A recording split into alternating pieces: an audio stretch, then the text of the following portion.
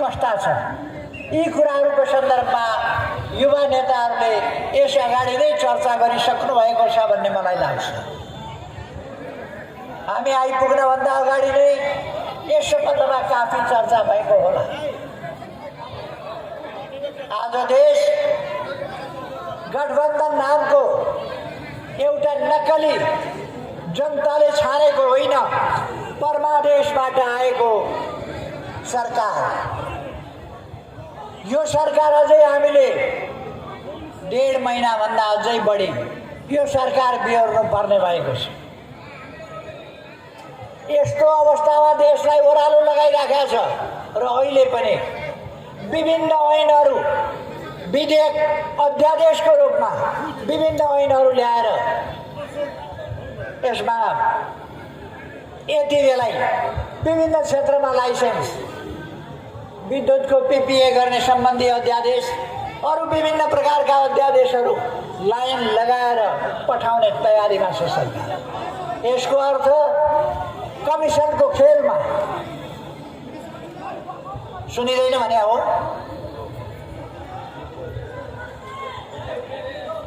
के भनेको सुनिया छ? ए अच्छा, अहिले सरकारले यसरी लाइन लगाएर अध्यादेशहरू ल्याउन खोजेको छ। यो 14 महिनामा सरकारले देशको अर्थतन्त्रलाई ओह्रालो लगायो, उठ्न गाह्रो पर्ने गरी ओह्रालो लगायो, राजनीतिलाई छत्ताछुल्ला बनायो, राजनीतिलाई लोकतान्त्रिक अभ्यासबाट द्वन्द्वतर्फ धकेल्न खोज्यो, राजनीतिलाई सहिष्णुताका साथ प्रतिस्पर्धामा लाने, विचारको प्रतिस्पर्धा, कार्यक्रमको प्रतिस्पर्धा, नीतिहरूको प्रतिस्पर्धामा लानुपर्ने ठाउँमा यस गठबन्धनले अस्वस्थ प्रतिस्पर्धाका नाउँमा परस्परमा घृणा, द्वेष फैलाउने कोसिस गर्यो। राष्ट्रिय हितको रक्षा र सम्वर्धन गर्नुपर्ने ठाउँमा यसले घुँडा टेकुवा नीति लियो। राष्ट्रिय हितको पक्षमा एक शब्द बोल्न नसक्ने नीति लियो। हामी कसैसँग पनि हामी कुनै प्रकारको अनावश्यक विषय उठाएर न्यु खोजिरहेका छैनौँ। तर यदि कहीँ हाम्रो सीमा मिचिन्छ भने हामीले बोल्न पर्छ। तर यो सरकार सीमा मिच्यो भने पनि बोल्न सक्दैन, घुँडा टेकेर बस्छ। यो सरकार आफ्नो सिमाना कहाँसम्म हो त्यो पनि भन्न सक्दैन, कायरता देखाउँछ। आफ्ना राष्ट्रिय हितहरूको रक्षा गर्न सक्दैन। हाम्रो जलस्रोत, हाम्रा नदीनाला, हाम्रा जमिन, हाम्रा खनिजहरू, यी चिजहरूको पनि रक्षा गर्न सक्दैन। हाम्रा अधिकारहरूको पनि रक्षा गर्न सक्दैन। यस्तो अवस्थामा छ देश। लोकतन्त्रलाई छेडविच्छेद बनाएको छ। संविधान मिचेको छ यो सरकारले, कानुन मिचेको छ यो सरकारले।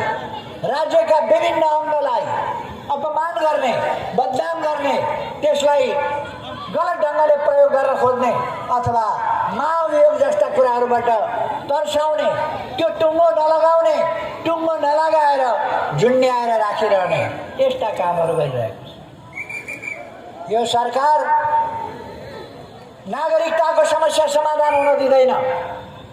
तपाईहरु सबैलाई थाहा छ, म प्रधानमन्त्री हुँदा अध्यादेश मार्फत हामीले संसद नभएका बेला अध्यादेश मार्फत नागरिकताको समस्या समाधान गर्न अध्यादेश जारी गर्यौं र 5-6 हजार मान्छेले, खास गरी जन्मसिद्ध नागरिकका छोराछोरीले वंशजका आधारमा नागरिकता प्राप्त गरे। नागरिक भइसकेका व्यक्तिले, जन्मसिद्ध नागरिकका सन्तानले नागरिकताको प्रमाणपत्र प्राप्त गर्नुपर्छ, पाउनुपर्छ। हामीले त्यो ल्यायौं। अहिले गठबन्धनमा हुनेहरू गएर मुद्दा हालेर संविधानसम्म ढङ्गले ल्याएको अध्यादेश मार्फत ल्याएको कानुन अदालतको दुरुपयोग गरेर रोक्न लगाए। जनताले दुःख पाए। आज 5-6 लाखको सङ्ख्यामा जन्मसिद्धका सन्तानले नागरिकता पाएको छ। अनि अहिले अनावश्यक कुराहरू सामेल गरेर कसैसँग परामर्श नगरी नागरिकता जस्तो विषय हतारमा छोटो बाटोबाट तपाईँहरूले सुन्नुभएको छ, फास्ट ट्र्याकबाट अनि अध्यादेशबाट ल्याउन नदिने, मुद्दा हालेर रद्द गराउने, परामर्श राजनीतिक रूपमा नगर्ने, राष्ट्रपतिसँग परामर्श नगर्ने, प्रतिपक्षसँग परामर्श नगर्ने अनि एउटा विवादास्पद विधेयक ल्याएर देशमा हुडलो मचाउने र तराईमा खास गरी एमालेका विरुद्ध कुप्रचार मचाउने यस प्रकारका प्रयासहरू गरे, जसलाई मैले उनीहरूको नियत देखेपछि मैले भने तपाईँहरू यस्तो नियतमा नजानुहोस्। यदि तपाईँहरू यो अध्यादेश फिर्ता लिनुहुन्छ भने अर्को अध्यादेश ल्याउनुहोस्। जन्मसिद्ध नागरिकका सन्तानले वंशजका आधारमा नागरिकता प्राप्त गर्नेछन् भन्ने 2 लाइन लेखेर ल्याउनुहोस्। समस्या अहिलेको त्यो हो, नेपाली नागरिकले नागरिकता प्राप्त गर्नु पर्यो। हामी अहिले विदेशीले नागरिकता प्राप्त गर्ने कि नगर्ने, कति वर्ष विदेशी नेपालमा बसेपछि नागरिकता प्राप्त गर्छ, यो लफडामा नजाउँ। अहिले नेपाली नागरिकका सन्तानलाई नागरिकता दिलाउने काममा जाउँ। तपाईँहरू अहिले ल्याउनुहोस् भन्दा उनीहरू ल्याएनन्, नल्याएर अहिले पनि नल्याएर उनीहरू भ्रम फिजाउन खोजिरहेका छन्। मैले अस्ति नै भने तपाईँहरू यति 2 लाइन लेखेर ल्याउनुहोस्, जनतालाई नागरिकले नागरिकता प्राप्त गर्ने कुरा ल्याउनुहोस्, हामी उसै दिन पास गर्छौँ। प्रतिपक्ष दलको नेताको हैसियतले, देशको सबभन्दा ठुलो पार्टीको हैसियतले म भन्न चाहन्छु, तपाईँहरू ल्याउनुहोस्, हामी पास गर्छौँ भनेर मैले सार्वजनिक ढङ्गले पनि सरकारलाई भने। समय रहँदै, संसद रहँदै, काफी समय छँदै मैले सरकारलाई भने, तर उनीहरूले ल्याए। यो सरकार नागरिकका लागि कुनै पनि सुविधा सहुलियत दिने पक्षमा छैन, भ्रम फिजाउने त्यसमा मात्रै छ। कुनै काम गर्ने पक्षमा छैन, काम नगर्ने त्यस पक्षमा छ। कुनै काम न नेपाली कांग्रेसले भन्नुहोस् या यो गठबन्धनहरूले भन्नुहोस्, यिनीहरूले नेपाली कांग्रेसले बहुदललाई यताको भन्ने हो भने 32 वर्षमा 23 वर्ष सरकारको नेतृत्व गरेको होला, अलिक बढी सरकारको नेतृत्व गरेको होला। 23 वर्षमा नेपाली कांग्रेसले यो काम गर्यो भनेर एउटा पनि सकारात्मक काम गरेको कुनै रेकर्ड छैन, कुनै इतिहास छैन। मैले संसदमा पनि प्रधानमन्त्रीलाई सोधे, यत्रो वर्ष नेपाली कांग्रेसले सरकारको नेतृत्व गर्यो, एउटा काम बताउनुहोस् नेपाली कांग्रेसले के गर्यो। उहाँहरूले बताउन सक्नु भएन। उद्योग धन्दा बेचेर खाने, नेपालमा पहिले जति उद्योगहरू थियो ती बेचेर खाने, नयाँ उद्योग स्थापना नगर्ने, तिनै काम गर्यो। नेपालका स्रोत साधनहरूको बिक्री गर्ने, नेपाली युवाहरूलाई विदेशमा पठाउने वातावरण बनाउने अहिलेका गठबन्धनवालाहरूकै काम हो यो युवाहरूलाई बाहिर पठाउने। एउटा पनि राम्रो काम यो गठबन्धनमा बसेका कसैले पनि एउटा पनि राम्रो काम गरे भन्न सक्दैन। त्यसमा पनि 22-23 वर्षसम्म सरकारको नेतृत्व गरेको नेपाली कांग्रेसले यो काम हामीले गर्यौं भन्न सक्दैन। नेकपा एमाले गर्वका साथ भन्छ, नेकपा एमाले युगान्तकारी इतिहास परिवर्तन गर्ने, देशको नक्सा बदल्नेदेखि लिएर देशलाई एकातिरबाट भूपरिवेष्टित भनेर बस्ने अवस्थामा भूजडित बनाउने, दुईटै छिमेकीतिरबाट बाटो र बन्दरगाहहरू लिने, समुद्रमा हाम्रो अधिकार छ भनेर अधिकार स्थापना गर्ने, अन्तरिक्षमा हाम्रो अधिकार छ भनेर स्थापना गर्ने देखि लिएर नदीको बाटोबाट सामान जहाजबाट सामानको ढुवानी गर्ने, यातायात बढाउने, 5-6 घन्टामा कलकत्ता पुगिन्छ यहाँबाट सजिलोसँगले। सस्तोमा सामान यहाँ हनुमान नगर आइपुग्छ केही वर्ष हनुमान नगर एकदम सस्तोमा ढुवानी भएर आइपुग्छ। कन्टेनरहरू हनुमान नगरमा हामी ओह्राल्न सक्छौँ, वहाँ कलकत्ता र हल्द्वानीमा होइन। यहाँ ल्याएर कन्टेनर ओह्राल्न सक्छौँ। ती कामहरू हामी गरिरहेका छौँ। समुद्र हाम्रो, हामी त्यहाँ आफ्नै पानी जहाज, भाडाका पानी जहाज, अनेक कुराहरू चलाउन सक्छौँ। त्यसबाट प्रेरित भएर हाम्रा उद्यमीहरूले अहिले विभिन्न समुद्रहरूमा 1200-1300 कन्टेनर कमसेकम आफूले किनेर र भाडामा लिएर कन्टेनरहरू सञ्चालन गरिरहेका छन्। हाम्रा जागरुक युवाहरूले प्रेरित भएर गण्डकीमा, कोशीमा स्टिमरहरू चलाइरहेका छन्। तपाईँहरूले देख्नुभएको छ बाटोको सम्बन्धमा नेपालमा एमाले नेतृत्वको सरकारबाट, एमालेको सरकारबाट बाटोको सन्दर्भमा क्रान्ति भएको छ। भारतबाट राजविराज पुग्न कति समय लाग्थ्यो, अहिले हुलाकी राजमार्ग बनेपछि एकदमै सजिलो भएको छ। तपाईँहरूलाई थाहा छ, मैले बताउनु पर्दैन। रूपनीबाट राजविराज जाने बाटो अथवा अरू बाटाहरू, हाइवे पूर्व पश्चिम विस्तार गर्ने कुरा, मदन भण्डारी राजमार्ग, अरू जोड्ने राजमार्गहरू, देशभरिका राजमार्ग, Koshi corridor, Gandaki corridor, Arun corridor, Tamor corridor, Tamor Chisapani, Chisyang, Tamor नदीबाट चिस्याङमा ल्याउने नदी डाइभर्सन र तराईको सिँचाइको कुरा, अरू विभिन्न आयोजनाहरू। तराईको सिँचाइको लागि सुनकोशी मरिन डाइभर्सन, 1,85,000 बिघा जमिन त्यहाँबाट सिँचाइ हुन्छ। यस्तो अनेक कामहरू भएका छन्। सामाजिक सेवाका क्षेत्रमा, सामाजिक सुधारका क्षेत्रमा म प्रधानमन्त्री हुँदा, म प्रधानमन्त्री भएका बेला, नियुक्ति भएका बेला सहरमा सडकभरि बालबालिकाहरू, खाते भनिने बालबालिकाहरू भेटिन्थे। मैले भने हामी नेपालीका छोराछोरी खाते हुन सक्दैनन्, कोही छैन भने सरकार अभिभावक छ, हामी अभिभावकत्व लिन्छौँ। हामीले त्यसको व्यवस्था गर्यौँ। हाम्रा आमा बाबुहरू, ज्येष्ठ नागरिकहरू बेसहारा भएर बस्न अलपत्र पर्न सक्दैनन्।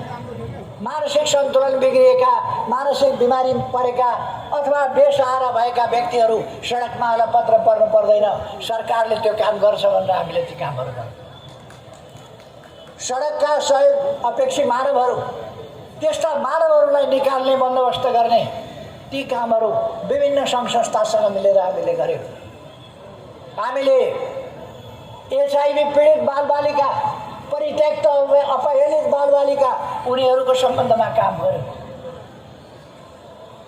तराईमा हुलाकी राजमार्गदेखि लिएर, पूर्व पश्चिम रेलदेखि लिएर, राजमार्ग चौडा गर्नेदेखि लिएर अरू राजमार्गसँग विभिन्न सदरमुकाम र सहरहरू जोड्ने बाटाहरू, कमसेकम डबल लेनका कालोपत्री सडक बनाउने काम अत्यन्तै तीव्रताका साथ भएको यहाँहरूलाई थाहा छ। 3 वर्षमा, 20 वर्षमा अरूले गर्न नसकेको काम नेकपा एमाले सरकारले गर्यो। यो कुरा यहाँहरूले देख्नु भएको छ। स्वास्थ्य बिमा, अनौपचारिक क्षेत्रको पनि सामाजिक सुरक्षा, ज्येष्ठ नागरिकहरूलाई 1 लाखसम्मको स्वास्थ्य बिमा, खोलौँ ब्याङ्क खाता नामक अभियान कार्यक्रम, बचत सञ्चालन, बचतका कार्यक्रमहरू, कृषिको आधुनिकीकरण, उद्योगहरूको स्थापना, हवाई मैदानहरूको विस्तार आदि अनेक क्षेत्रमा जनता हेऱ्यो त्यता। भूकम्पले भत्किएका संरचना 7 लाखभन्दा बढ्ता घर हामीले निर्माण गरेर जनतालाई दियौँ। यसै प्रदेशमा 879 घरहरू चक्रवातले, आँधीले उडाइदियो।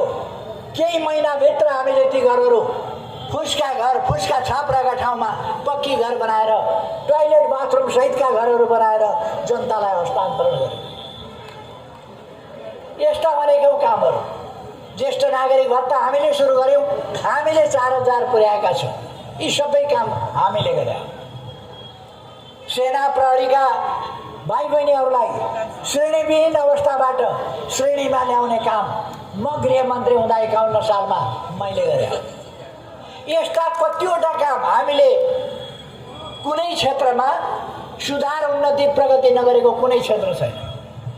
अन्धा बाग्नता भएका अशक्त व्यक्तिहरू, उनीहरूको जीविका, उनीहरूको हेरचाहको प्रबन्ध, यस्ता कुराहरू, कला संस्कृति साहित्य त्यसको उत्थान, त्यसै गरेर अरू त्यसका संरक्षण, विभूतिहरूको सम्मान आदि अनेक पक्षहरू, इतिहासको सम्मान, वर्तमानको परिस्थिति र त्यसलाई अगाडि बढाउने कुरा, समस्या समाधान गर्ने कुरा र सुन्दर भविष्य रचना गर्ने कुरा नेकपा एमालेका नीति रह्यो।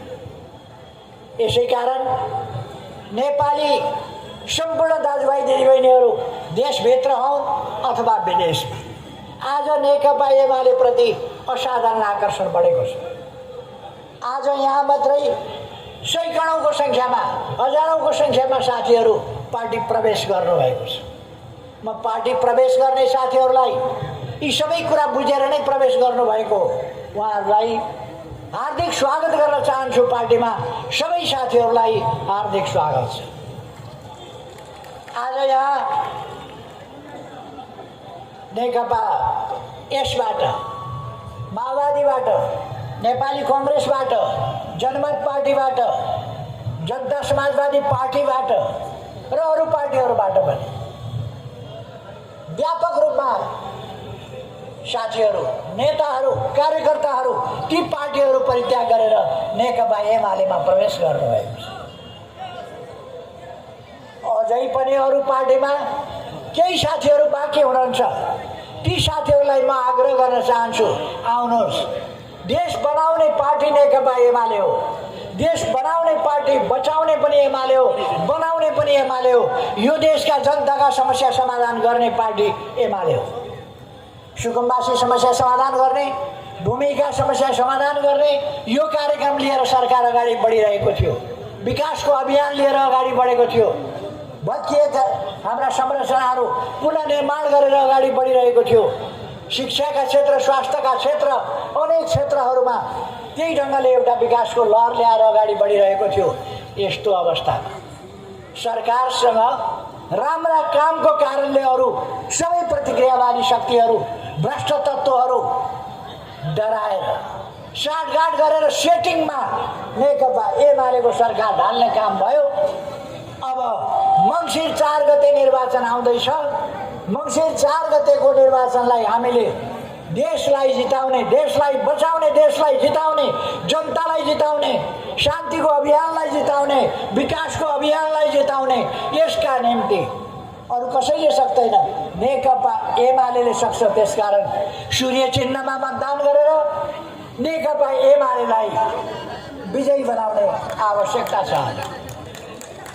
यो एमालेका लागि होइन, सम्पूर्ण देशका लागि, सम्पूर्ण देशका जनताका लागि, देशभित्र रहेका, बाहिर रहेका, जहाँ रहेका भए पनि सम्पूर्ण नेपालीहरूका लागि नेकपा एमाले जित्न पर्दछ। त्यसै कारण आज देश एमालेलाई जिताउन एउटा लहरको रूपमा देश उर्लिएको छ। नेकपा एमालेमा प्रवेश गरिरहेको छ। नेकपा एमालेलाई जिताउने सङ्कल्प गरिरहेको छ। यस सङ्कल्पलाई अगाडि बढाउँ। हुन त आज अन्तर्राष्ट्रिय ज्येष्ठ नागरिक दिवस हो, अक्टोबर 1 को दिन। म यस अन्तर्राष्ट्रिय ज्येष्ठ नागरिक दिवसको सन्दर्भमा देशभरिका, देश बाहिर रहेका र विश्वका कहीँ पनि भएका सम्पूर्ण ज्येष्ठ नागरिकहरू र खास गरी नेपाली ज्येष्ठ नागरिकहरूलाई हार्दिक बधाई भन्न चाहन्छु। र म गर्वका साथ भन्दछु, मैले शब्दमा मात्रै ज्येष्ठ नागरिकहरूप्रति खातिरदारी गरेको छैन। शब्दमा मात्रै होइन, ज्येष्ठ नागरिकहरू हेरविचार गर्नका लागि मैले धेरैपल्ट भन्ने पनि गरेको छु। तपाईँका छोरा छोरीहरू अमेरिका जान सक्लान्, क्यानाडा जान सक्लान्, अस्ट्रेलिया जान सक्लान्, बेलायत जान सक्लान्, युएई कतार जान सक्लान्, खाडीका मुलुकमा मलेसिया जान सक्लान्, जापान कोरिया जान सक्लान्, तर नेकपा एमाले कहीँ गएको हुँदैन। तपाईँका घर घरमा ज्येष्ठ नागरिक भत्ताको व्यवस्था गरेको छ। त्यो साथसाथै नेकपा एमाले आउँछ। नेकपा एमाले नेपालका ज्येष्ठ नागरिकहरूसँग सदैव जोडिएको नाम हो। अब कसैले कुनै फुर्ती लगाए भने नेकपा एमाले ज्येष्ठ नागरिक भत्ता, सामाजिक सुरक्षा भत्ता 100 रुपियाँ महिनाकोबाट थालेर 4000 रुपियाँ महिनाको त्यहाँसम्म पुर्याएको छ। त्यसकारण म ज्येष्ठ नागरिकहरूलाई, सबै बाआमा दिदी दाजुहरूलाई बधाई भन्न चाहन्छु। कमसेकम तपाईँहरूले यो न्यूनतम सुविधा राज्यबाट पाउनु भएको छ। एमालेका कारणले एमाले भन्ने पार्टी बनेको थियो। एमाले पार्टी एकपल्ट सरकारमा पुग्यो, ज्येष्ठ नागरिक भत्ता बढायो। अर्कोपल्ट सुरु गर्यो, पहिले अर्कोपल्ट सरकारमा पुग्दा बढायो, फेरि सरकारमा पुग्यो, झन् धेरै बढायो। त्यसकारण आज ज्येष्ठ नागरिक दिवस, अन्तर्राष्ट्रिय ज्येष्ठ नागरिक दिवसको सन्दर्भमा म सबै ज्येष्ठ नागरिकहरूलाई हार्दिक सम्मान गर्न चाहन्छु र सबैलाई अभिवादन भन्दै उहाँहरूको शीघ्र स्वास्थ्य लाभको, उहाँहरूको सुस्वास्थ्य रहोस् त्यसको कामना गर्दै, सुस्वास्थ्यको कामना गर्दै, उहाँहरूलाई सुख प्राप्ति होस् त्यसको कामना गर्दै अब युवाहरूको कार्यक्रम यहाँ भइरहेको छ। युवाहरूलाई म अत्यन्तै व्यवस्थित ढङ्गले तपाईँहरू, यो सरकार भनेको यो भ्रष्ट सरकार हो, यो धाँधलीबाज सरकार हो, यो चुनाव निष्पक्ष गराउने होइन, जसरी पनि जित्नुपर्छ भन्ने सरकार हो। यसलाई लोकतन्त्रको मतलब छैन, लुटतन्त्रको सरकार हो यो। त्यसकारण हाम्रा युवाहरूले चुनावलाई स्वतन्त्र निष्पक्ष धाँधली रहित गराउन, धाँधली कतै हुन नदिन, चुनाव शान्तिपूर्ण ढङ्गले सम्पन्न गराउन युवाहरूले आफ्ना स्वयंसेवक दलहरू तयार गरेर, हरेक बुथमा स्वयंसेवक दल तयार गरेर निर्वाचन आयोगको निष्पक्ष स्वतन्त्र ढङ्गले नागरिकले निर्भय वातावरणमा भोट खसाउन पाउन् भन्ने जुन आशय, जुन मनसाय छ, निर्वाचन आयोगको त्यो मनसायलाई युवा सङ्घ नेपालले सहयोग गर्नुपर्दछ, सहयोग पुर्याउनुपर्छ। म तपाईँहरूलाई हार्दिक आग्रह गर्न चाहन्छु कि तपाईँहरूले निर्वाचन निष्पक्ष ढङ्गले शान्तिपूर्ण वातावरणमा सम्पन्न गराउन सहयोग पुर्याउनु पर्दछ। त्यसका निम्ति सम्पूर्ण तयारी गर्नुहोस्। आफ्नो तर्फबाट कहीँ कतै पनि बेठिक नगर्नुहोस्, कानुन नमेच्नुहोस्। आचार संहिताको नेकपा एमालेका तमाम नेता कार्यकर्ताहरूलाई भन्न चाहन्छु म, आचार संहिताको पालना गर्नुहोस्, कहीँ कतै उल्लङ्घन नगर्नुहोस्, पालना गर्नुहोस्। हामीलाई लोकतन्त्र प्यारो छ, लोकतन्त्र हामीले लडेर ल्याएका हौँ, हामीले रक्षा गर्नु छ, हामीले लोकतन्त्रलाई सुदृढ र समृद्ध बनाउनु छ। त्यसकारण लोकतन्त्रलाई सुदृढ र समृद्ध बनाउनका लागि तपाईँहरूले त्यसै अनुसार हरेक एमाले कार्यकर्ताले त्यसै गरी काम गर्नुपर्छ र युवाहरूले खास गरी यसको रक्षा, पहरेदारी गर्नुपर्दछ। म युवाहरूलाई आग्रह गर्न चाहन्छु। म प्रहरी प्रशासन सबैलाई पनि आग्रह गर्न चाहन्छु, तपाईँहरू अहिलेको गठबन्धन सरकारका कारिन्दा होइन, तपाईँहरू राष्ट्र सेवक हो। तपाईँहरूलाई दिएको पारिश्रमिक सुविधा, तनखा या भत्ता जे पनि छ त्यो राज्यले दिएको, जनताले तिरेको करबाट दिएको, गठबन्धनका लुटेराहरूले दिएको होइन। त्यसकारण तपाईँहरूको वफादारीता राज्यप्रति, कानुनप्रति, जनताप्रति हुनुपर्दछ। एउटा धाँधलीबाज सरकारपट्टि वफादार होइन। जहाँनेरि बेठिक गर्न आदेश दिन्छ सरकारले, त्यसलाई गैर कानुनी अलोकतान्त्रिक कुराहरूलाई तपाईँहरूले अस्वीकार गर्नुपर्दछ र तपाईँहरू कानुन अनुसार चल्न पर्दछ। कानुनको राज स्थापना गर्ने तपाईँहरूको पनि भूमिका हो। म सबैलाई ढुक्क पार्न चाहन्छु। नेकपा एमाले कानुनसम्म ढङ्गले चल्ने पार्टी हो।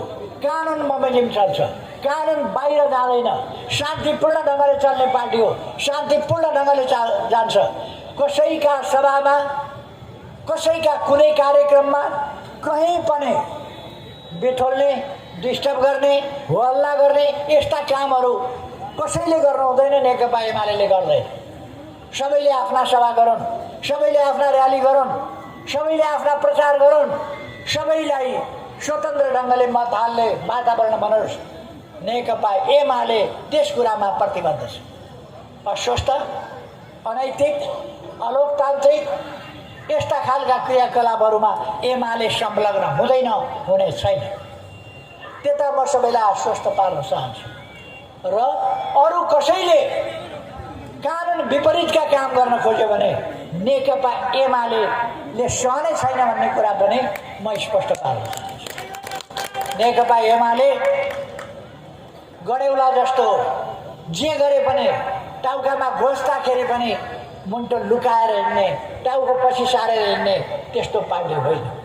यसले आवश्यकता पर्दा न्यायका लागि, लोकतन्त्रका लागि सङ्घर्ष गर्न र बलिदान दिन जानेको छ।